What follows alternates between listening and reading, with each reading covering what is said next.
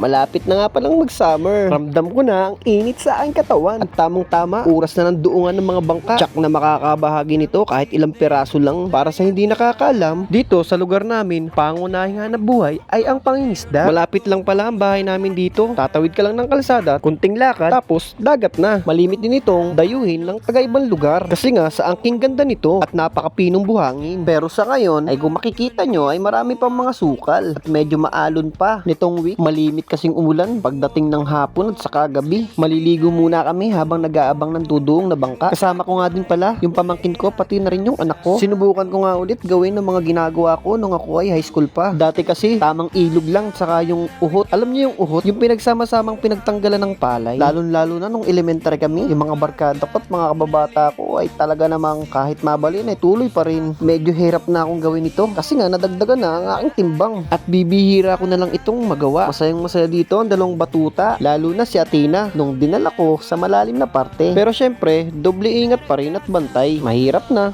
Nag-uumpisa na nga pala magduungan ng mga bangka. Kapag maraming huli ay dinidiretso na nila doon sa fishing port at timonan. At may nakahiwalay na agad sila para doon sa pambigay sa mga tutulong na magbuhat ng bangka. At kapag minsan walang huli ay sorry, thank you, bukas na lang, bawi na lang. At isa nga din pala sa mga nangihingi ng isda ay si Kuya Blue Blue. Napakasipag nitong batang ito. Paborito niyang ulam, isda. Kahit may masasarap kaming putahin na ulam, may isda pa rin ang pipiliin yan. Kahit yung bang maliliit na isda, kapag pinrito ay kakainin niya pa rin yan. Lalo na kapag may sausawan na kalamansi tapos kunting tubig na may asin, ay ganadong ganado yan. At yan, may isa pang bangka. Siguradong makakarami na kami ni Kuya Blue nito. Iba na yung kabahagi sa pagbubuhat at iba pa yung bigay ng kanyang luluudong. At kasama niya rin dito napakasipag na si Edwin, di makulangan. Hindi biro ang magudlong ng bangka o magtula. Talaga namang sasakit din ang iyong katawan. Tamang tiis lang, at least may pang-ulam na. Ginamit ko na nga pala dito ang 100% kong lakas. Tingnan nyo, kumangat yung bangka. Dito sa part na to ay nagbabahagi na kami ng mga isda at kung sino lang yung tumulong ay siya lang yung may parte. At binigyan ako dito ng may-ari ng bangka ng 2 lumahan. Medyo malaki na rin to. Salamat sa iyo, Kuya Udong. At nakakarami na kami dito ni Kuya. May pang-ulam na. Iba-ibang klase nga pala ng isda ang nakuha namin dito. May dudi, may ginto-ginto, at may lumahan. Napakasarap nito at sariwang-sariwa.